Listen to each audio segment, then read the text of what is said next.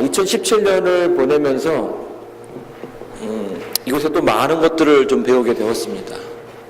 또 남들에게 말하지 못하는 어려운 일도 있었고, 또 그것 때문에 또 고민하는 그런 순간들이 있었죠. 성경을 보다 보면 때로는 하나님의 뜻이 무엇인지 참 궁금할 때가 있었습니다. 성경 말씀 역대하 35장 25절 말씀을 좀 같이 보도록 하겠습니다.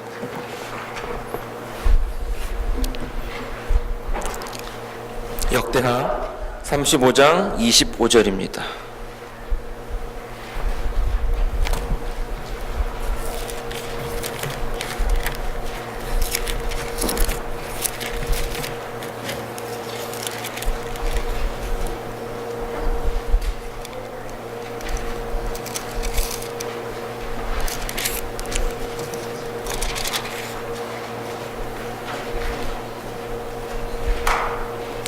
이 24절부터 같이 한번 읽어보겠습니다. 시작. 그 부하들이 그를 병거에서 내리게 하고 그의 버금 병거에 태워 예루살렘에 이른 후에 그가 죽으니 그의 조상들의 묘실에 장사되니라. 온 유다와 예루살렘 사람들이 요시야를 슬퍼하고. 선지자 예레미야는 이스라엘의 개혁을 위해서 자신의 삶을 주님께 드리는 그런 사람이었죠. 이 요시야 왕의 등장은 그에게 있어서 큰 힘이 되었고요. 이스라엘이 개혁으로 이렇게 출렁이고 있는 그런 시기였습니다. 이제 조금만 더 지나면 함께 두 사람이 함께 손을 맞춰서 협력하면 이스라엘이 완전하게 하나님께로 돌아올 것만 같은 그런 순간이었죠. 그런데 뜻하지 않게 이 요시야 왕이 이집트와의 그 전쟁을 참전함으로써, 그리고 기대하지 않았던 죽음을 당함으로써 그 개혁의 불씨는 사라지게 되는 것입니다. 저는 이 부분을 읽으면서 왜 하나님께서 이렇게 잘 맞는 예레미야와 요시야 이 두 사람의 그 개혁을 조금만 더 연장시켰더라면 유다가 하나님께로 완전히 돌아올 수 있었을 텐데, 또 이스라엘이 하나님께로 돌아왔을 것이라는 생각을 좀 해보게 되었습니다. 그런데 요시야 왕이 죽게 되었죠. 예레미야는 그 슬픔을 이기지 못하고 어떡합니까? 예레미야 애가를 씀으로써 그 한편의 허전함과 또 절망에 대해서 이야기하고 있습니다. 다니엘서 1장 1절로 2절에 보게 되면 다니엘은 이렇게 표현합니다. 유다 왕 여호야김이 위에 있은 지 3년에 바벨론 왕 느부갓네살이 예루살렘에 이르러 그것을 애워쌌더니 주께서 유다 왕 여호야김과 하나님의 전 기구 얼마를 그 손에 붙이심에 그가 그것을 가지고 신할 땅 자기 신의 묘에 이르러 그 신의 보고에 두었더라. 이 다니엘서 1장은 남방 유다의 멸망으로부터 시작하게 됩니다. 이스라엘의 멸망. 아마 그 시대의 그 유대인들은 결코 자신의 나라가 멸망하지 않을 거라고 생각했을지 모르겠습니다. 왜냐하면 전지전능하신 하나님을 따르는 사람으로서, 또 그들이 선택된 민족이었기 때문에 그 누구도 하나님의 백성을 건들 수 없을 거라고 생각을 했었습니다.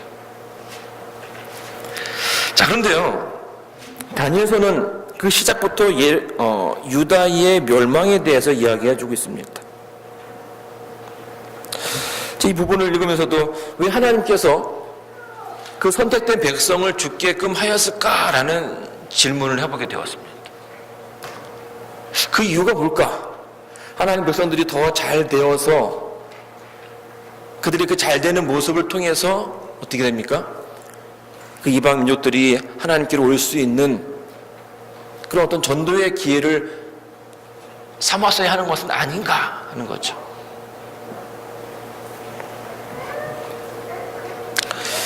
제가 지금 이제 함께 이야기를 나눈 두 이야기의 공통점은 나라의 운명이 다한 것처럼 보였다라는 거죠. 왕이 죽고 또 실제로 나라가 멸망함으로써 어떻게 합니까? 빛은 꺼지고 희망은 사라지고 오직 슬픔과 절망만이 그들에게 있는 것처럼 보인다라는 것입니다. 여러분, 나라의 운명뿐만 아니라 개인의 삶에서도 우리는 충분히 그 절망을 느껴왔고 또 지금도 그런 어려움 가운데 있는 분들이 계십니다. 시편 13편 1절로 4절 말씀을 다 같이 한번 보도록 하겠습니다. 시편 13편 1절로 4절입니다. 우리 김인주 사모님께서 좀 읽어주시겠습니까? 시편 13편 1절로 4절입니다.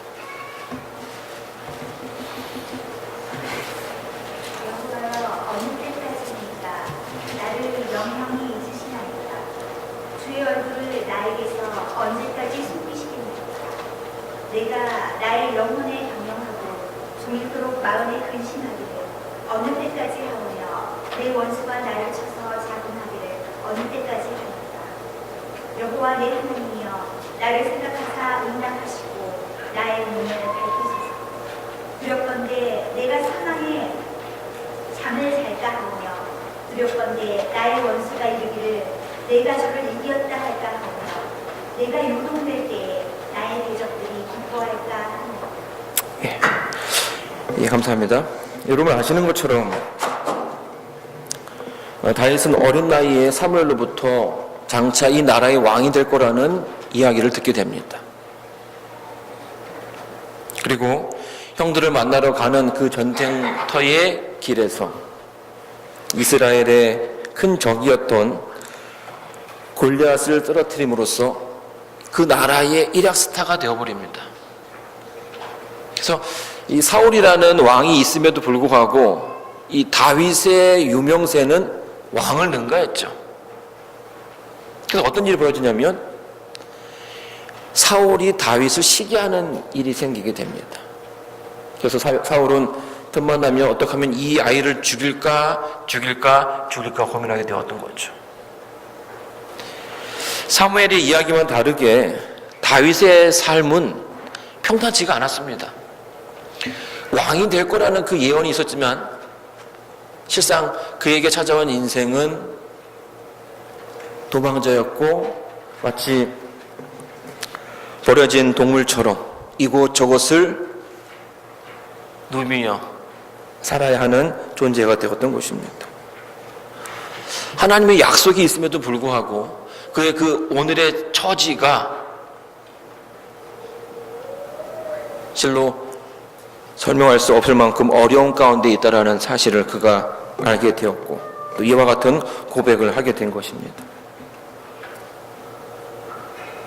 여러분, 신앙을 가면서 어려움을 만날 때에 여러분은 어떻게 그 순간들을 이겨나가십니까? 때로는 우리가 배워왔던 신앙으로서 하나님을 이해하지 못할 때가 있을 수도 있다라고 생각합니다. 근데 그런 그 순간에 그리스도인들은 크게 두 부류로 나눠지게 되죠. 첫 번째는 하나님을 앞서가는 사람이 있는가 하면 두 번째는 하나님을 따라가는 사람이 있다라는 것이. 하나님을 앞서간다는 것은 무슨 말일까요? 앞서가다. 우리 열왕기상 18장 28절 말씀을 좀 보도록 하겠습니다. 열왕기상 18장 28절입니다. 잘 읽겠습니다. 이에 저희가 큰 소리로 부르고 그 규례를 따라 피가 흐르기까지 창과 칼과 창으로 그 몸을 상하게 하더라. 여러분, 이 열왕기상 18장의 이 내용, 이 장면이 어떤 장면입니까? 지금 엘리야가 갈멜산 위에서 이방 선지자들 850대 1로 대적하는 그런 순간이 있죠. 그게 지금 오전입니다, 오전. 그래서 오전에는 그 850명의 이방 선지자들이 그들의 신을 부르는 시간이고, 오후가 되면 이제 엘리야가 하나님을 부르는 그런 장면이 나오게 되겠죠. 근데 그 가운데 뭘 하냐면 이방 선지자들이 자신들의 그 신을 부르는 가운데 뭘 하냐면 처음에 막 큰 소리로 노래 부르고 춤추며 하다가 이제 점점점 그 해가 그 정오 중앙으로 딱 올 때쯤 되니까 뭐 하기 시작하는 겁니까? 그들의 그 가지고 있던 창과 칼로 몸을 해하는 것입니다. 찌르기도 하고 자르기도 하고 상처를 내기도 하고. 여러분, 왜 그 선지자들이 칼로 자기 몸을 상하는 걸까요? 그 이유가 뭘까요? 가끔씩 우리가 칼을 쓰다가 베면 얼마나 아픕니까? 그렇죠? 근데 지금 이 사람들은 그걸 지금 계속 하는 거예요. 찌르기도 하고 자르기도 하고 베기도 하고. 저는 이 장면을 보면서 문득 이런 생각이 좀 들었습니다. 여러분, 그 한국에 이제 미국은 그런 모습을 좀 볼 수가 없더라고요. 한국의 백화점이나 마트를 가게 되면 종종 아이들이 누워 있는 모습을 보게 됩니다. 왜 누워 있을까요? 아이들이. 네. 막 울면서 이제 흔히 말하는 떼를 쓰죠. 그래서 막 그냥 마트에 들어가면 그런 아이가 있으면 그 층에서는 다 알아볼 정도로 아주 크게 웁니다. 이 떼를 쓰다라는 그 말이 사전을 보게 되면 부당한 것을 억지로 요구하다라고 설명해 주고 있어요. 그러니까 부당한 것을 얻기 위해서 억지. 그러니까 원래는 안 되는 건데 억지를 피운다라는 거죠. 그래서 이제 아이들이요, 종종 이 부모들에게 무언가를 얻기 위해서 자기들만의 방법이 있어요. 때를 쓰는 겁니다, 때를. 웃는 아이들은 벌써 그 힘이 얼마나 큰지를 잘 알고 있는 아이들 같아요. 그러나 그것보다 더 큰 좋은 방법이 좋은 방법이라고 생각하지는 않지만 더 좀 하여튼 그런 방법이 있는데, 그게 뭐냐면 부모의 마음을 아프게 하는 거예요. 그래서 이 부모와 관계가 틀어진 아이들이 뭘 하냐면 밥 안 먹어 이렇게 얘기를 하죠. 그럼 아이가 이제 아플까봐 챙겨주고 또 뭐 더 잘해주고 한다는 말이에요. 심지어는 자기가 아픔으로써 뭐합니까? 부모에게 무언가를 얻으려 하는 아이들도 있다라는 거예요. 자학이라고 하죠, 자학. 지금 이방 선지자들이 하는 일이 뭐냐면 자기의 몸에 상처를 내므로써 내가 지금 이렇게까지 아픈데 나의 하나님은, 나의 신은 지금 무엇을 하십니까? 라고 이야기하는 거예요. 그러니 지금 당장 와서 뭐 해달라는 거예요? 나와 함께 함으로써 당신의 모습을 드러내 달라라고 얘기하는 거죠.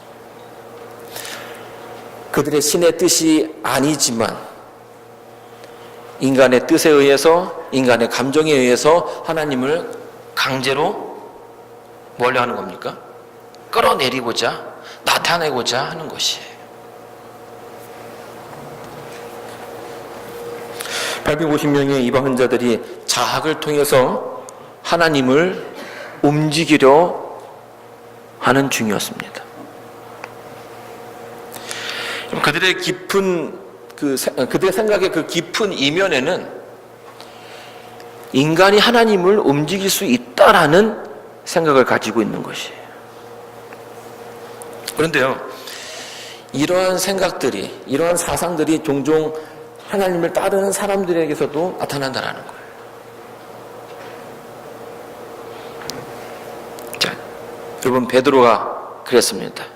베드로가 예수님의 그 십자가를 자신이 멈출 수 있을 거라고 생각을 했죠. 그래서 예수님께서 내가 곧 십자가에 달려 죽을 거라고 얘기했을 때에 베드로는 인간의 그 생각으로 그것을 하지 말아달라고 권면합니다. 유다가 그랬죠. 유다가 자신의 그 뜻, 이스라엘의 독립을 위해서, 원래 유다는 예수님께서 십자가에 달려 돌아가는 것을 원치 않았습니다. 죽는 것을 원치 않았어요. 원치 않고, 다만 그가 예수님께서 아주 어려운 상황 가운데 처하게 되면 자신이 원했던 이스라엘의 독립을 해줄 거라고 생각을 해서 일부러 뭐 한 겁니까? 예수님을 어려움 가운데 두게 되었던 거예요. 아브라함이 그랬죠. 아브라함, 하나님께서 아들을 낳을 거라는 그 약속이 이루어지지가 않는 거예요. 시간은 계속해서 흘러가고 자신과 자신의 아내의 나이는 많아지면서 이제는 아이를 낳을 수 없는 상황 가운데 이르렀을 때에 그들은 인간적인 방법으로 하나님을 도와야 한다라고 생각했습니다. 그래서 그 아내의 여종을 취하게 되었던 거죠.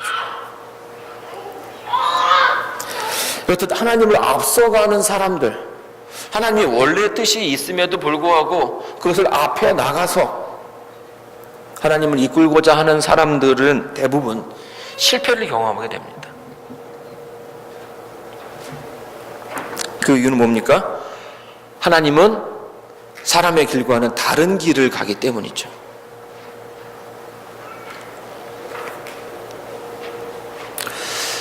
이 하나님을 앞서가는 사람들의 특징은요, 늘 초조해합니다. 그리고 기다리지 못하면서 하나님께서 역사하실 그 시간에 하나님이 역사하실 만한 상황을 만들어주지 않는 거예요. 하나님이 등장할 시간을 기다리지 못하고 뭐합니까? 자기가 먼저 나가서 인간적인 생각으로 무언가를 하기를 원하고 또 그렇게 해왔습니다. 사무엘상 10장에 보게 되면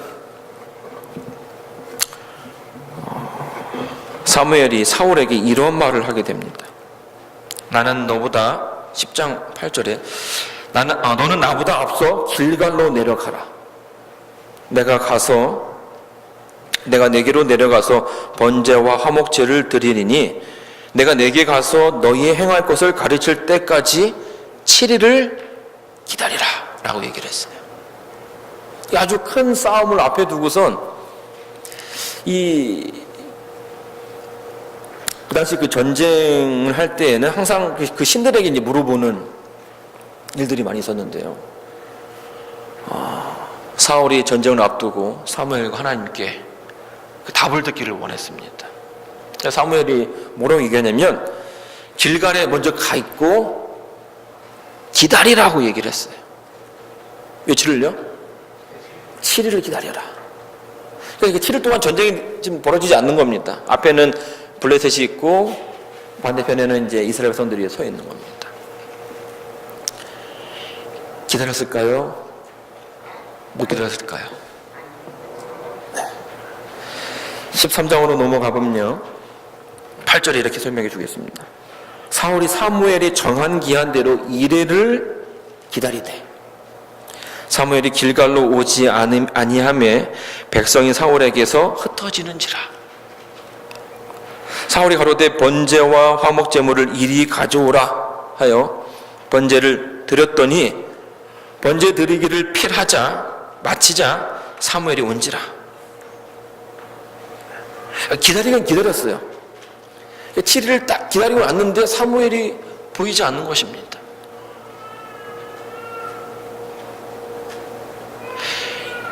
번제와 화목제는 누가 드린다고 했습니까? 사무엘이 드린다라고 얘기했어요. 그런데 지금 사울이 잘 기다려왔어요. 7일 동안을 잘 기다려왔는데 9절에 보게 되면 뭐라고 설명하냐면 18절 마지막 부분에 전쟁을 해야 하는데 그 병사들이 하나 둘씩 빠져나가는 거예요.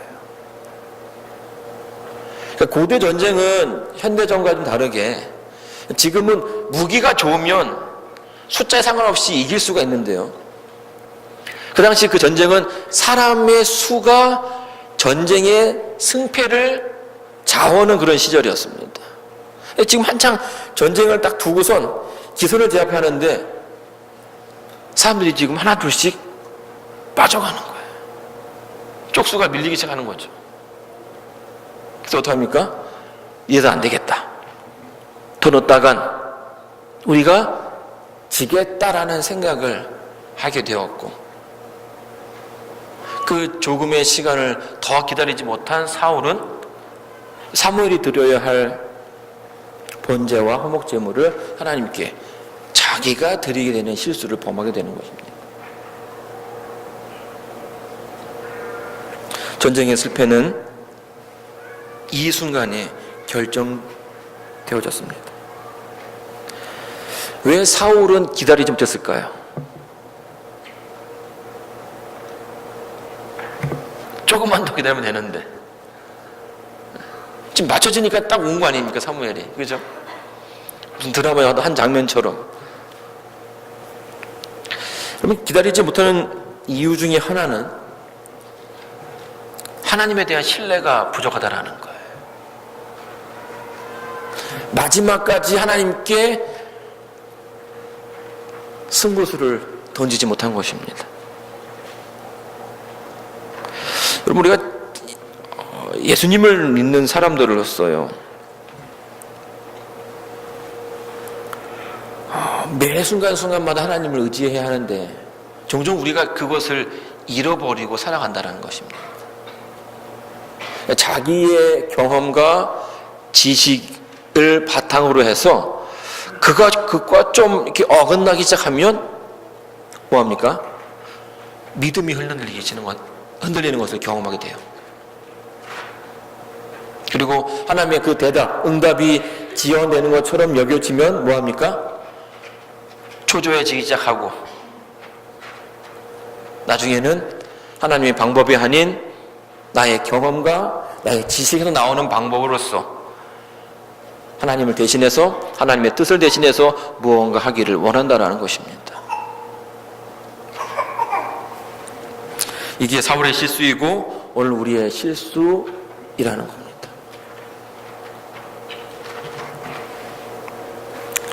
사무엘상 3장 3절에 이러한 표현이 있습니다. 제가 좀 좋아하는 그런 구절인데요. 이 사무엘이 등장하는 이 시기가요, 이스라엘에 있어서는 좀 어두운 시기였습니다. 하나님의 일을 맡았던 엘리사 사장이 그 자녀들이 성전 안에서 또 부정한 일들을 하게 되었고, 마치 이스라엘의 어떤 신앙이 끝나가는 것처럼 보이는 그런 장면이라는 겁니다. 근데 이제 여기 뭐라고 얘기하냐면, 하나님의 등불은 아직 꺼지지 아니하였으며 라고 표현하고 있어요.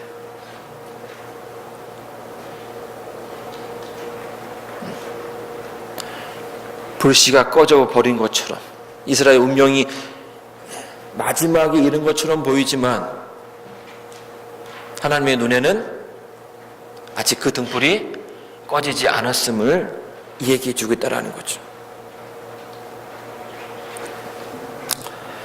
위기 가운데 신앙하는 사람들은요, 하나님을 따라 나섭니다. 시편 13편 5절 6절에 보게 되면 다윗이 하나님께 고뇌함으로써 그분께 구하였지만 이 5절 6절에서는 이렇게 얘기해 주고 있습니다. 나는 오직 주의 사랑을 의지하였사오니 나의 마음은 주의 구원을 기뻐하리이다. 내가 여호와를 찬송하리니 이는 주께서 내게 언덕을 베푸심이로다.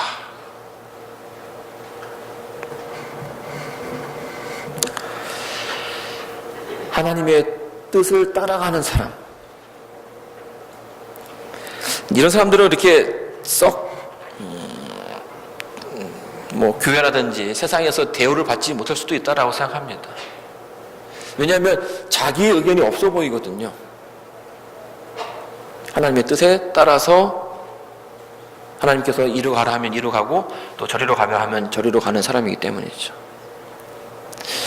우리가 이제 에레미야라는 사람을 아주 훌륭하다라고 얘기하지만요, 유다에게 있어서 예레미야는 그렇게 인기 있는 사람은 아니었어요. 그렇죠? 오늘날로 따지면 한창 그 일본의 압제가 있을 때에 일본에게 항복해야 한다라고 얘기하는 사람이었거든요. 이러면은 계속 바벨론에 항복해라, 바벨론으로 항복하자, 그렇게 권하는 사람이었어요. 그러니까 이 친 이집트 정책을 쓰는 사람들에게 있어서는 눈에 가시죠. 그리고 민족의 배반자처럼 보여진다는 거예요. 얼마나 그게 많았겠습니까? 견제하기 심했겠어요. 인기 없는 그 길을 가는 그의 그 심정. 그러나 그가 묵묵히 그 자신의 길을 가는 이유는 뭐예요? 하나님께서 가셨고 하나님께서 그 길을 가라고 명하셨기 때문입니다. 여러분, 이제 어드벤티스트, 저희가 이제 재림교인이라고 이제 얘기를 하는데요, 이 어드벤티스트라는 이 단어가 1840년 후반만 하더라도 인기 있는 그런 단어가 아니었어요. 사람을 조롱할 때 하는 그런 얘기죠. 허무 명랑한 것을 믿고 따르는 사람들을 일컬을 때 써야지 말이었다는 것입니다. 여러분 아시는 것처럼 1844년 10월 24일 밀러운동의 그 막바지에 이르게 되었죠. 이 미국 동부로부터 시작되었던 재림운동이 1840년도에 이 미국을 완전 휩쓸었습니다. 그래서 많은 사람들에게 하나님의 나라에 대한 생각들을 해주게 되었고, 또 많은 일부 많은 사람들이 직접 자신의 재산과 모든 것들을 다 버린 채 재림운동에 합류하게 되었어요.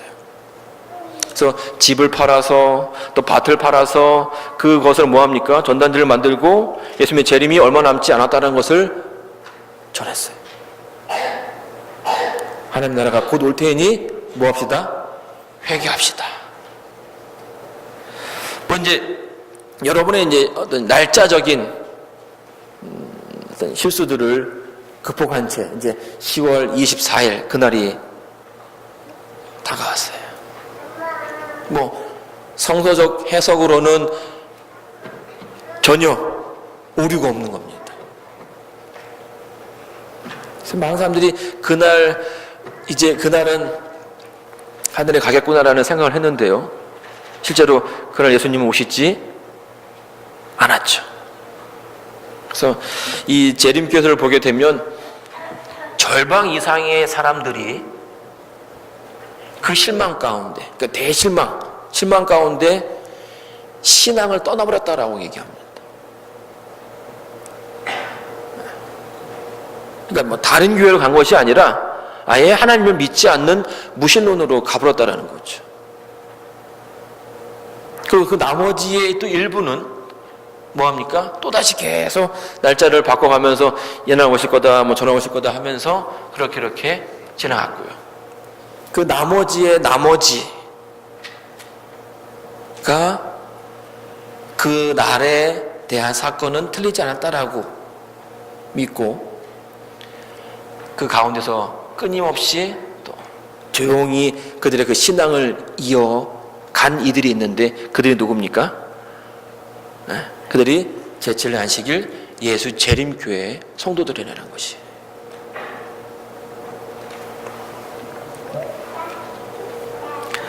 그들이 여러분 이 예수님께서 오시겠다라는 그 약속이 틀렸을 때에 그들이 가질 그들이 겪었던 그 실망과 좌절,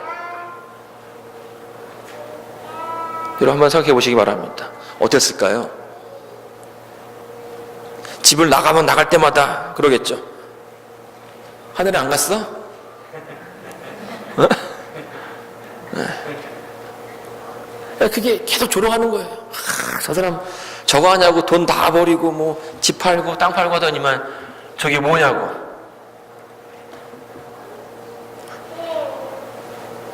이 다윗의 고백이 그들의 고백이었을 거라고 생각합니다. 그러나 참 다행스러운 것은 이 믿음의 선조들이 그런 그 어려움 가운데 있었지만 그들이 가지고 있는 그 믿음을 버리지 않았다라는 것입니다. 여전히 같은 모습으로 하나님을 따라하고 하나님께서 이끄시는 대로 이끌어가다라는 거죠. 그럼 2017년 참 많은 일들이 우리 가운데 있었고요. 세상은 점점 마지막으로 치닫고 있는 것 같습니다. 전쟁의 소문은 더욱더 많아지고 있고 또 지구 곳곳에서 많은 또 이상 현상들이 일어나고 있고요. 또 예수님을 전도하는 것은 더욱더 힘들어지는 시대 가운데 살아가고 있습니다. 사랑하는 성도 여러분, 이러한 때에 우리가 어떤 신앙을 해야 될까요? 하나님을 앞서서 하나님을 이끌겠습니까? 아니면 하나님 뒤에서 하나님을 따라가시겠습니까? 세상의 눈이 아닌 하나님의 눈으로 세상을 바라보시기 바랍니다. 자신의 성향과 또 성격에 맞지 않다고 해서 하나님을 강제로 이끌기보다는 나의 성품을, 나의 성격을 죽이고 온전하게 하나님을 따라갈 수 있는, 그래서 재림 성도들의 원래 그 모습대로 하나님이 이끄는 대로 따라가시는 또 저와 여러분 되기를 바라면서 오늘 말씀을 마치도록 하겠습니다.